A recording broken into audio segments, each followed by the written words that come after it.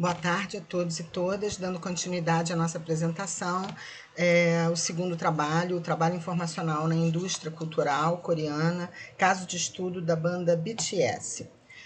O objetivo desse trabalho é analisar a plataforma web coreana Weverse, o serviço de streaming de vídeo ao vivo de artistas da Coreia do Sul, que se chama VLive, que são influenciadores de organização e mobilização de trabalho gratuito efetuado pelos fãs de K-pop da banda BTS e espalhados pelo mundo, e que estão gerando lucros para as empresas e para os membros da banda.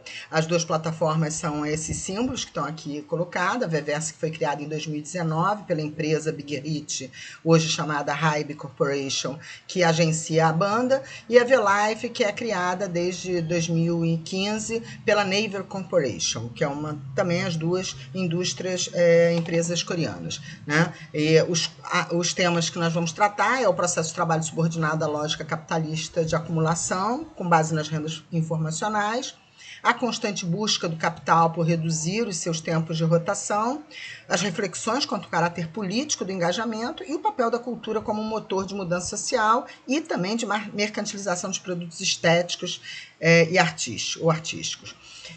Nós iniciamos a nossa introdução destacando o fato de uma produção coreana ter ganho pela primeira vez um Oscar de 2020, né? O que abriu no período da pandemia uma participação dos K-dramas nas redes de streaming como Netflix, né? E também de acesso aos vídeos das músicas de gênero, música popular deles, K-pop. E a banda BTS, ela é a mais que chama mais atenção pela quantidade de recordes que tem quebrado nos engajamentos nas redes sociais. E é também o envolvimento dos fãs, e não só nas questões de cunho social que a banda toca com as suas músicas, mas o envolvimento nas empresas coreanas envolvidas aí na inserção no mercado internacional. Esses estudos fazem parte do nosso grupo de estudos e investigações sobre capital, informação e sociedade capitalista.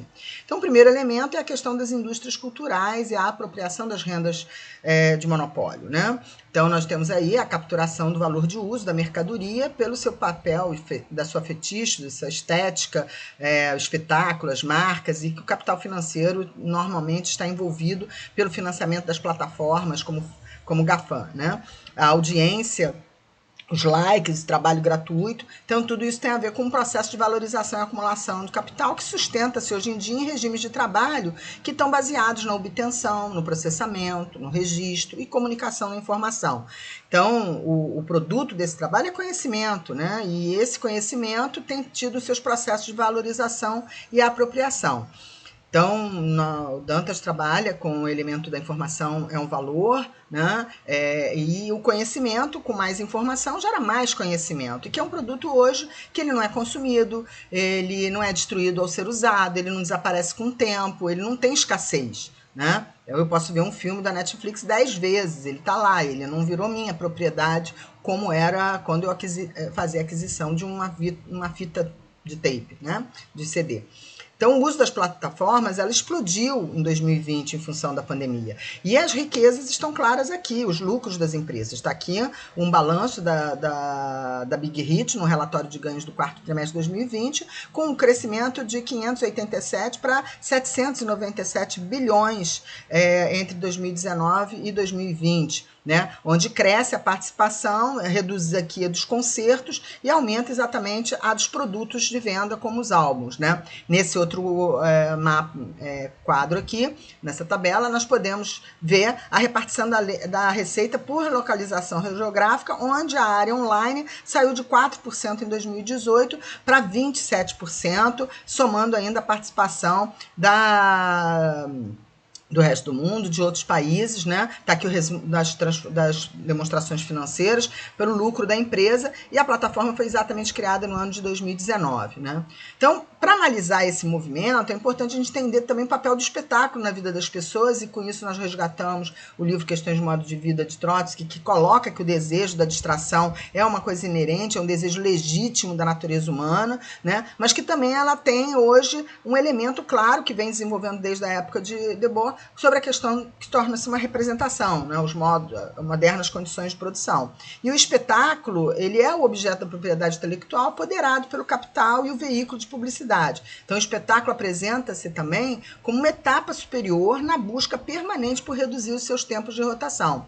Então, a internet como espaço de espetáculo que esvazia o valor da mercadoria, ele eleva a mercadoria a um valor estético, né, e está vinculado a algum direito de produto intelectual. Então, as plataformas elas estariam anulando o espaço pelo tempo ao proporcionar o contato praticamente imediato no ambiente comercial eletrônico, em que num tempo de limite zero, no limite zero os negócios são fechados, né? Então, a penetração, o aumento do uso da internet se mostrou muito forte nesse período.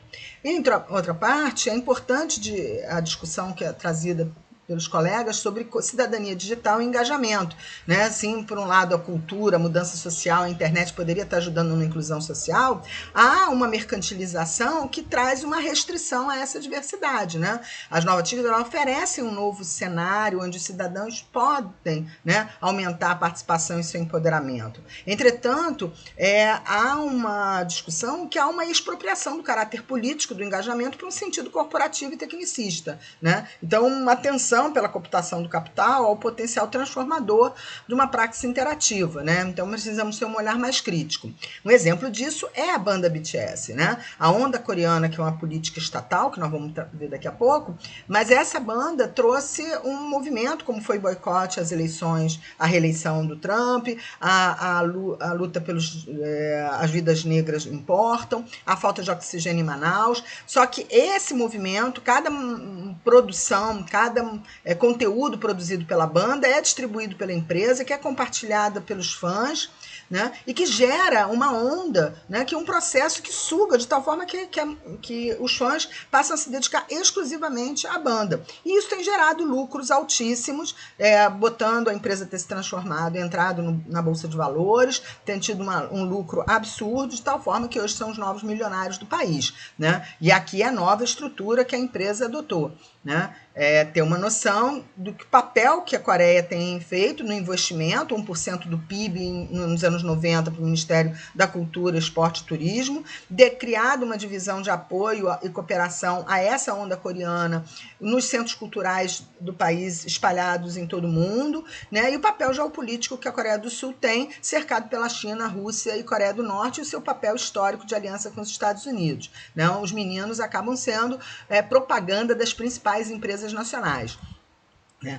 Aqui é uma página da plataforma, né? Veverse, apenas alguns conteúdos, só aqueles que são sócios, tem que pagar entre $22 ou $150, há 12 milhões de inscritos na plataforma, eles criam essa onda de materiais no canais do YouTube e no TikTok. A Naver, que é a dona do VLive, que é a plataforma de streaming, na realidade, o maior acionista dela é o Serviço Nacional de Pensão Coreana. Ela está em 15º lugar no ranking dos websites mais visitados no mundo. E há essa questão da própria banda, né, ter a parceria com o Unicef, com a campanha Love Myself, trabalhar com questões sociais que contam um universo de igualdade de gênero, de LGBTQ+, de saúde mental, pelo ritmo de música deles. Mas essa aliança com o mercado é clara. Por exemplo, esse ano teve uma parceria com o McDonald's que fez um crescimento de 57% nas vendas do McDonald's, né? Mas, ao mesmo tempo, com produtos populares, são os embaixadores da Louis Vuitton participando do desfile, né? Então, tudo que eles mexem, rapidamente viram produtos com o engajamento dos fãs, altamente vendáveis e comercializáveis, né? Então, para as nossas considerações finais, a gente identifica que esses ARMYs são força motriz para a produção de renda informacional, realizando um trabalho gratuito e ainda pagando pela aquisição do produto que contribuíram para a criação.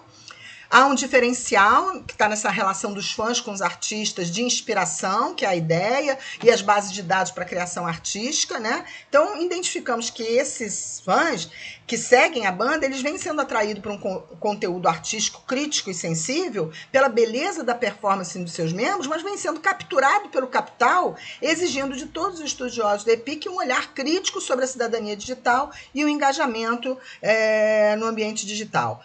Aqui vem a nossa bibliografia, Nós agradecemos a oportunidade de apresentar esse trabalho, que está inserido aqui no nosso projeto de grupo de estudos do Comarques, e esperamos que tenhamos todos um bom debate. Muito obrigado.